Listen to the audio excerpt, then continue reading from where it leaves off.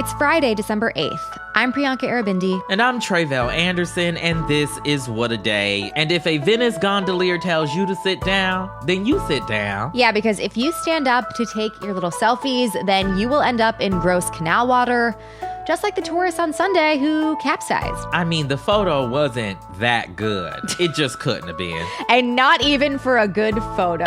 Like, there's no payoff. On today's show, the latest in Gaza and how university heads in America were in the hot seat over campus protests. Plus, we hear from you. The Wad Squad weighs in on our story earlier this week about Panera's charged lemonade. I can hardly wait. But first, a judge in Texas has ruled that a 20-week pregnant woman may have an abortion in what is believed to be one of the first attempts in the country to seek a court-approved abortion since y'all's little friends on the Supreme Court overturned Roe versus Wade last year. Yeah, cannot say I have a single friend on that court. But tell us a little bit more about this case and how we got here. Yes. So the pregnant person in question here is Kate Cox. She's 31 years old, married, lives in the Dallas area, already has 2 other kids, a 3-year-old daughter and a 1-year-old son. Both of those pregnancies required C-sections, but Kate and her husband, they wanted to add a third child to the mix. Kate learned that she was pregnant back in August. They were so happy, the couple. And then one day, she got a call from her doctor telling her that her baby-to-be had an increased risk of having trisomy 18, also known as Edwards syndrome. It's a genetic condition that, except in very rare cases, leads to miscarriage, stillbirth, or the death of the child within a year of them being born. Well, now, Kate is 20 weeks pregnant. She has confirmation that her fetus has trisomy 18 and that it cannot sustain life beyond maybe an hour, at most a week. The baby would be in hospice care from the moment of birth. Kate described her circumstances in an op-ed for the Dallas Morning News, saying, quote, "It isn't a matter of if I will have to say goodbye to her, but when." Yeah, just an awful situation for her to be in. And it seems that this abortion is definitely medically necessary in this case, yes? Yes, it is. Kate's doctors have also told her that carrying the fetus could also damage Kate's health and her ability to have other children. And when she asked her doctors what other people do in this situation, she was told that some people continue their pregnancies and others don't. But that if she chose to discontinue the pregnancy, she couldn't get an abortion in Texas. That is, of course, because Texas has literally 3 laws overlapping that ban abortions from fertilization, and they let private citizens sue anyone who helps a person obtain an abortion. A doctor, for example, can face up to 99 years in prison and a $100,000 fine for performing an abortion under these laws. Which is absurd, but Texas, supposedly has, albeit extremely limited, exceptions for abortions to, for example, save the health and life of a pregnant person. It sounds like this situation would qualify, but what's the deal here? Well, we read books and the other side doesn't, I guess. I'm not sure. But the reason Kate sued the state in the first place is because the language about what constitutes an exception and what doesn't isn't actually clear. That lack of clarity has many doctors in Texas opting not to do the procedure at all, including Kate's own doctor. She said in that op-ed, quote, "I'm trying to do what is best for my baby daughter and myself and my family, but we are suffering because of the laws in Texas. I do not want to continue the pain and suffering that has plagued this pregnancy or continue to put my body or my mental health through the risks of continuing this pregnancy. I do not want my baby to arrive in this world only to watch her suffer." So she sued earlier this week and on Thursday was granted an emergency temporary restraining order by the judge that, in theory, allows her to have an abortion and protect her, her husband, and her doctor from any civil or criminal penalties. Here's some of what the judge, Maya Guerra Gamble, said yesterday. The idea that Miss Cox wants desperately to be a parent, and this law might actually cause her to lose that ability is shocking and would be a genuine miscarriage of justice. So I will be signing the order. It will be processed and sent out today. Someone with a shred of empathy there. Thank you. Now, I say in theory that this order should protect all involved because right after the ruling, Texas Attorney General Ken Paxton, he sent a letter to hospital officials in Houston, that's where Kate's doctor works, saying that the temporary restraining order, quote, will not insulate you or anyone else. So, there's some mixed messages going on here. I mean, to say the absolute least. Geez. Okay, so what happens now? Well, Texas can't directly appeal this judge's order since it is a temporary restraining order, but the state's Supreme Court is already considering a related case brought by abortion advocates. In that case, a district judge ruled that the state's ban on abortions should not apply to people with complicated pregnancies, like the one we're discussing here with Kate. That decision was appealed by the state, which is how it got before the state's Supreme Court. All of this to say it's not yet clear what next looks like for Kate or other pregnant people in Texas, considering, this mixed legal messaging coming from those in power. But we will do our best to keep you all posted on what happens next. Definitely. Thank you so much for that update, Trey Bell. Another story that we are covering today is overseas. Israel's military continues their ground operation in the Gaza Strip. They have struck major cities in southern Gaza and are directly facing off with Hamas militants in the north. According to the latest figures from the Gaza Health Ministry, over 17,000 Palestinians have been killed since the start of this war. As we have mentioned several times on this show, the Gaza Health Ministry is controlled by Hamas. That fact has prompted some, including President Biden himself, to call the death tolls that they have reported into question. But earlier this week, reports in both the Associated Press and the French news organization AFP cited anonymous Israeli officials who say that the military, or IDF itself, believes that Hamas's estimates are fairly accurate. The death tolls that they've reported in previous conflicts have been fairly accurate as well. So in case there is any lingering confusion over how to think about these figures that they report, at this time, we can consider those figures to be, as I said, fairly accurate. Even Israel is considering them so. Absolutely. Which is also very telling, right? That they are also considering these numbers to be accurate. I know that among the many, many people who have lost their lives in this conflict since October 7th are the people trying to cover it, right? According to the Committee to Protect Journalists, at least 63 journalists and media workers have been killed. That includes 56 Palestinians, 4 Israelis, and 3 Lebanese journalists. What more can you tell us about that? It's an incredibly staggering toll, as is the toll from this conflict overall. We got more details yesterday on one of those deaths. An investigation by the international news agency Reuters, as well as 2 human rights groups, found that on October 13th, an Israeli tank directly targeted and killed a Reuters video journalist in southern Lebanon. The journalist, Isam Abdullah, along with 6 others who were injured, was targeted by Israeli tank fire in an attack that appeared to be deliberate. According to videos, satellite images, and interviews with witnesses and experts, these journalists were filming and broadcasting shelling that was taking place across the border between Israel and Lebanon, but they weren't located near any fighting, nor was there any military objective in the area that they were in. The report concluded, quote, the attack on the journalist's position directly targeted them. And that, of course, is unequivocally a war crime. Israeli authorities have not yet responded to these findings. Reuters editor-in-chief Alessandra Galloni called on them to explain how this could have happened and to hold those responsible to account. But the Committee to Protect Journalists adds that it has found a pattern over the years of the IDF using lethal force against journalists, and no one has ever been held accountable for it. Now, the world watches this situation, and it remains to be seen that after this report, if this will continue to be the case. Yeah, and I just want to put a point on the impact that this has on our ability, right, as folks not over there attempting to cover what's happening, the killing of journalists who are documenting this. Potentially, it looks like here, based on this reporting, being targeted, right, is not great at all. Well, I mean, it affects all of our ability to even understand what is going on. Every single person who wants to know should be upset by this happening. Absolutely. Because this is, I mean, not only is it completely wrong, it affects all of our ability to understand what's going on every single day. Absolutely.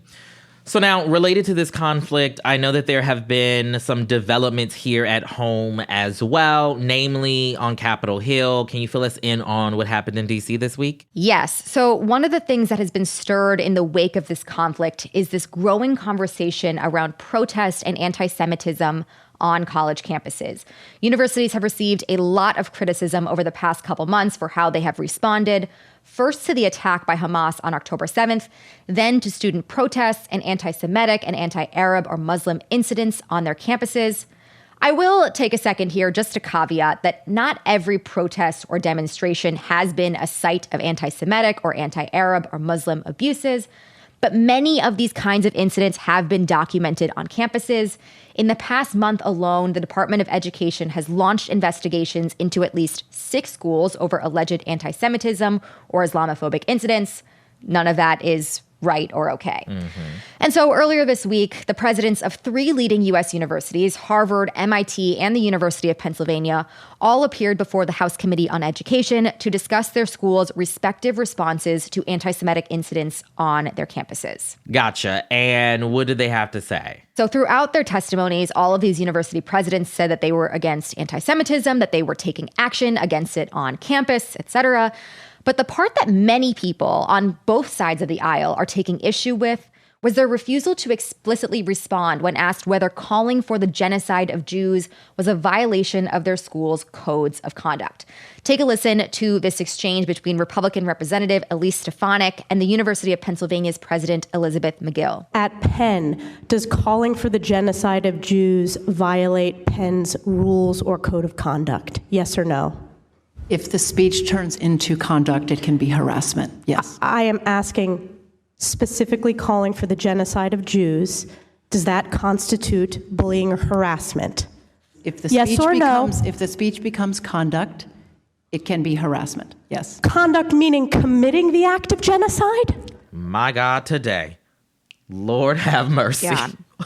Wow. Yes. It's a very free speechy answer. Reporting in the New York Times described it as lawyerly, like you can see how they are trying to answer without explicitly saying yes or no and giving the details here. But they are essentially saying that student speech is protected until it escalates into action. Harvard's President Claudine Gay reiterated that that still applied to speech that she found, quote, personally abhorrent and at odds with the values of Harvard. But the reality is that many people are not okay with these answers. There are many calls now for these presidents to resign. More donors are pulling their money from these schools. It's become a big problem for a lot of people. Obviously, we will continue to follow updates on the ground out of Gaza and Israel, and of course, the fallout from this war that has been felt around the world. But that is the latest for now.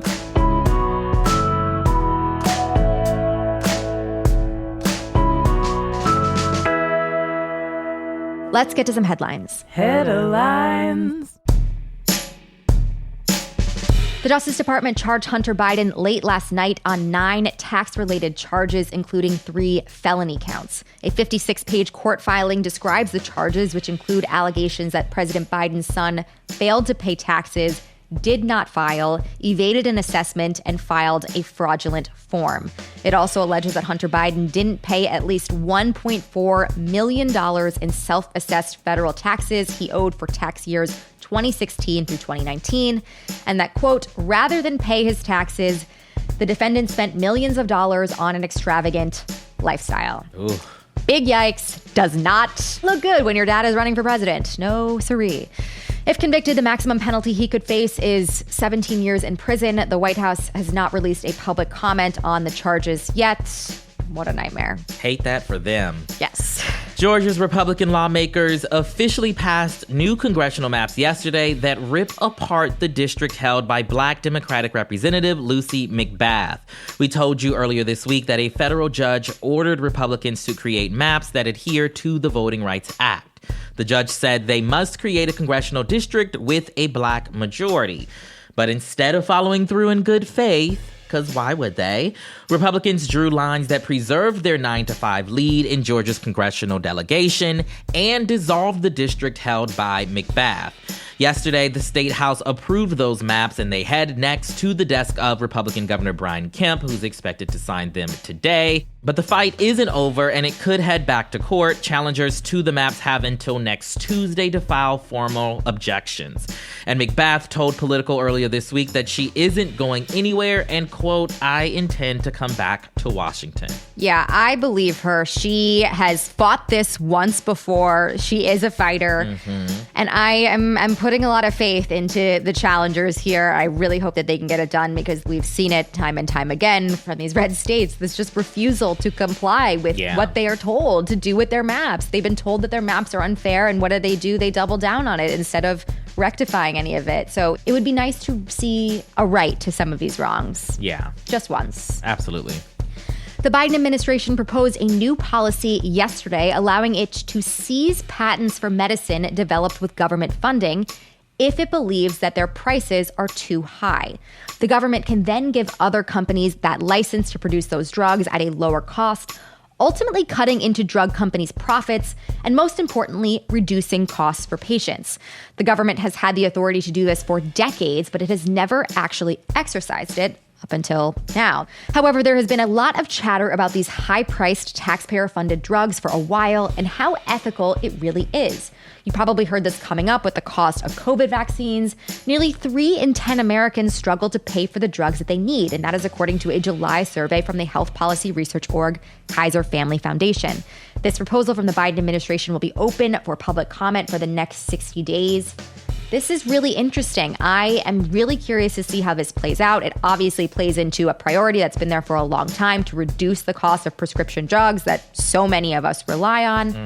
Very curious to see how this will go. Yeah, this sounds like a potential win for the general progressive. Oh, it's a win for the people. Absolutely. Yes, and for anyone who relies on a prescription drug, I'm sure this is a win. But there are a lot of interests with money that I'm sure it's not a win for. So we will see. Right.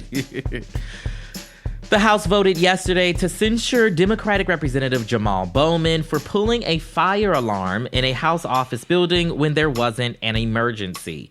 Bowman was caught on tape pulling the alarm in late September during the absolute chaos of voting on the government funding bill. The building was then evacuated. Bowman said at the time, quote, I was trying to get to a door. I thought the alarm would open the door, and I pulled the fire alarm to open the door by accident. And yet, Bowman was charged by the D.C. Attorney General and subsequently pleaded guilty to a misdemeanor charge for falsely triggering the alarm. Republican Representative Lisa McClain put forth this resolution to censure Bowman, posting on X on Monday that, quote, no one is above the law, congressmen included, which I think is particularly rich. Considering he already pleaded guilty to a misdemeanor. What are you talking about? This is wild. She's annoying. Hate that for us. Anyway, here's Bowman speaking on Tuesday evening with one of our favorite words, Priyanka. It's painfully obvious to myself, my colleagues, and the American people that the Republican Party is deeply unserious and unable to legislate. Period. Deeply. Oh, yes. Okay. Now, censuring has usually been a rare measure taken by lawmakers, but not this year. Republicans have led efforts to censure 2 other Democrats since June. More progressive Democrats, we should mention, because, of course, they're getting on my nerves, if that wasn't clear already. Yeah, okay, but I just gotta say, nothing but love to Jamal Bowman, but like, how are you gonna accidentally pull a fire alarm, sir? Like, I get it if it's just an emergency exit and it's like, whatever, you open the door, but like, pulling the alarm, like, it makes no sense. It makes no sense. He's already pleaded guilty. I don't think this is that serious. I think this is stupid, but it also is like, what? He's like, what are you doing, sir? All of his story is stupid. Every part of it. That is my comment on that. And finally, coming back to the fast food beat that you know and you love and you rely on us for, McDonald's is opening a new space-themed restaurant called Cosmics today in Bolingbrook, Illinois. Book your tickets, folks. That is COS-MCS. The spinoff was named after an old extraterrestrial character from the McDee's universe that was introduced back in the 80s and 90s and described as, quote, part alien, part surfer, and part robot. I imagine it has to be seen to be believed. Anyways, according to McDonald's CEO Chris Kempczynski, Cosmix will be a beverage and breakfast-focused restaurant with new, never-before-seen menu items, including drinks like a s'mores cold brew, a blueberry ginger boost, which sounds dangerously like the Panera Charged lemonade, and a turmeric-spiced latte. Ooh, getting into the wellness world here. How Erewhon of you. All of which can be customized with energy shots, flavor syrups, or even boba. All right, McDonald's fully going in every which direction. And the idea here is to capitalize on a growing demand for a, quote, afternoon beverage pick-me-up occasion, which I guess is marketing speak for a little treat. So they are basically coming for Starbucks and Dunkin'. Everyone choose your fighter. If all goes well with this month's test launch, McDonald's hopes to open up 10 more Cosmic restaurants in Texas by the end of 2024. How are you feeling about this, Tre'vell? What are your thoughts? I'm less interested in the beverages and more interested in what light bite offerings they will be providing. I mean, McDonald's breakfast is the best thing on their menu. So if it's just a breakfast and beverage concept, I could get behind this. But they've got to make it space. Space themed? A space McGriddles. It's blue. I would eat it. I love a McGriddles. Not blue, though. That Come is on, one, Priyanka. That is one good sandwich. But you don't want it blue. It'll turn your mouth a whole different color. Could be fun. I don't know. Maybe I'm more on board with this than I thought. I was originally a hater, but maybe I'm not. Maybe I'm changing my tune. Who knows? And those are the headlines. We'll be back after some ads to hear some of your thoughts on another controversial fast food story from earlier this week. We are on this beat. We are committed. What can we say? Stay tuned. What a Day is brought to you by Hinge. Hinge is the dating app designed to be deleted, and it's for everybody. Hinge just launched their new bisexual preferences, which means bi and queer daters have the option to customize their preferences across different genders, making it easier to find what you are looking for. I love that so much. That's amazing. Listen, Hinge has been responsible for at least a couple weddings that I've been to recently. Shut up, that's amazing. Yeah, oh yeah, it's great because there's always like the big blown up photos of their first conversation on the dating app. It is very exciting. Hinge has led to some real love in, I guess not my personal life, but like my extended life. Yeah, your friends, the people you love. Yeah, Yes. that's amazing. And everyone deserves to have more control over their dating experience and go on great dates. So download Hinge and find someone worth deleting the app for.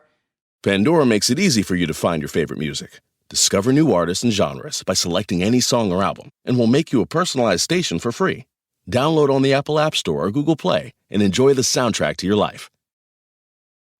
The holidays are a time to feel and create joy. And what could be more joyous than the look on her face as she unwraps a stunning new jewelry piece from Blue Nile? How about getting 50% off your purchase? Blue Nile offers premium quality, priced below traditional retail. Their online experts are available 24/7 to answer any questions and make sure you've picked the perfect gift. For a limited time, you can get 50% off at BlueNile.com. That's 50% off at BlueNile.com. It's Friday, Wad Squad, and we are wrapping up today's show with your thoughts on a fast food story we have been covering. We are, of course, talking about the saga of Panera Bread's controversial charged lemonade drink. Earlier this week, we talked about how the restaurant chain has been hit with not one, but two lawsuits alleging that their charged lemonade caused 2 deaths.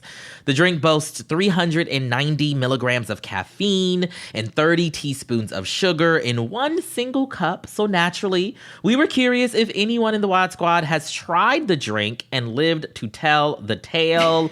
And baby, Priyanka, they answered, okay?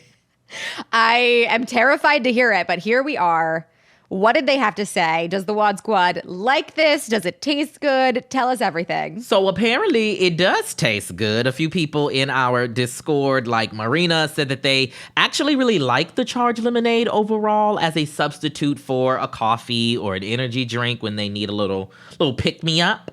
And then another listener named Ross told us that the selling point of the drink is its sugary taste. They said, quote, "It's very easy to drain quickly without thinking, and then very easy to refill in the same manner. Coffee is bitter and hot, so it's more of a sipping drink. The lemonade, though, is also coming from a fountain machine." Okay, so there's a pretty built-in muscle memory for how to approach it. Did we know it was coming from a fountain machine, Priyanka? No, listen, I love a fountain drink, but the point he raises here is that it's very easy to refill. I thought one serving of this thing was the max amount of caffeine you're supposed to have in a single day. I don't think it's supposed to be easy to refill. Valid point.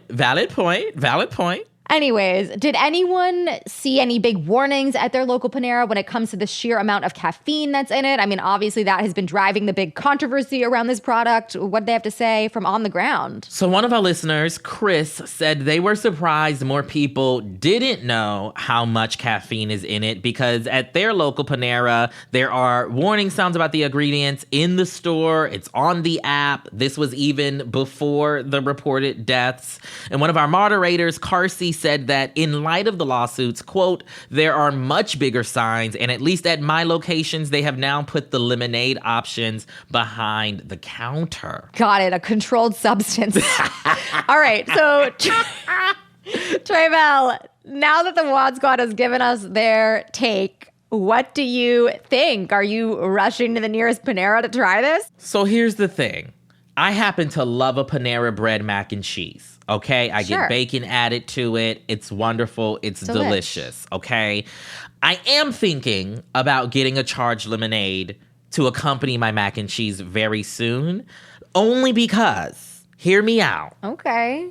One, I don't drink coffee like that. You know what I mean? Like it's got to be a very special circumstance for a coffee, but I love a Coca-Cola moment. I love something else that's going to just give me a little burst of energy. So you're fine with caffeine? I love a caffeine moment, but perhaps I'll get them to give me a shot of the charged lemonade instead of a whole cup. We've been discussing this, like this in a shot format could really replace the espresso martini shots that I feel like everyone's serving up at the weddings. This is like the after party drink. No, I want a shot of this charged lemonade, and there I will go, sober as a judge. You know? Sober as a judge to enjoy my night. I don't know. Is this a new mocktail? It might be. We might have helped Panera actually figure out what to do with their charged lemonade. Yeah, Panera, serve it as shots. There you go. Fix your marketing, fix your PR. Yes, we did. And we always love hearing from you all out there in the WAD Squad. Feel free to continue the conversation over on the Friends of the Pod Discord and tell us your thoughts on how charged you like your lemonade or your thoughts on any other stories we cover on the show. I popped onto the Discord recently. It's a fun place, just gonna say. It really is. It really is.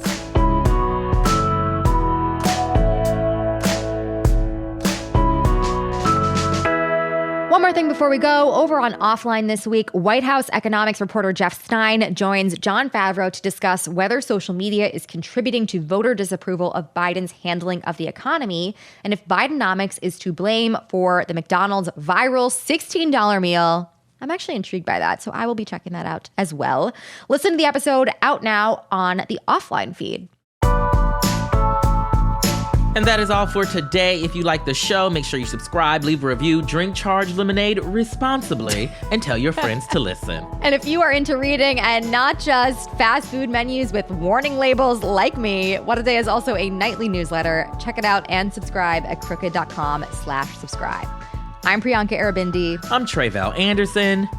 And don't rock the gondola. God forbid. Just take a seated selfie. It's fine. The shot will still be the same. I'm pro with selfies. Just why you gotta get up? Do we need to bring back the selfie stick? Oh, God, no. No. That's a step too far.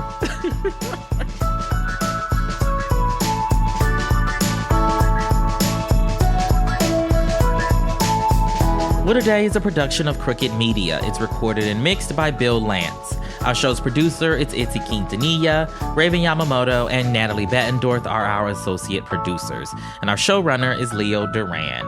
Our theme music is by Colin Gilliard and Kashaka.